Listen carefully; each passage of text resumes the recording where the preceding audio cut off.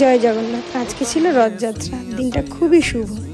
তাই জন্য একই দিনে আমার জায়ের ঘরে গৃহপ্রবেশের পুজো ছিল, আবার আমার দাদার ফ্যাক্টরিতেও পুজো ছিল, নতুন ফ্যাক্টরিতে।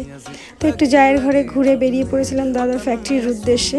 আর প্রচণ্ড বৃষ্টি হচ্ছিলো, ওই জন্য আমার পৌঁছাতে একটু দেরি হয়ে গেছে। গিয়ে দেখি পুজো চলছে, তো পুজোর ওখানে একটু বসে তারপরে ফ্যাক্টরিটা ঘুরে দেখলাম।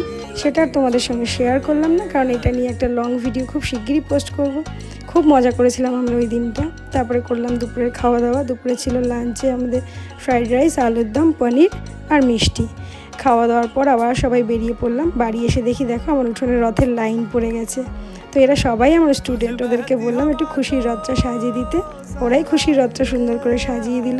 তারপর ওদের সঙ্গে একটু বেরোলাম রাস্তায়, কারণ তখনও বৃষ্টি পড়ছিল। বিকালবেলাও ছাতা নিয়ে বেরোলাম মেয়ে রথ টানতে। কিছুক্ষণ একটু বৃষ্টিটা থেমেছিল, তারপরে বাড়ি এসে দেখলাম চলে এসেছে দুয়ারে প্রসাদ। খুব ভালো লেগেছে আমার।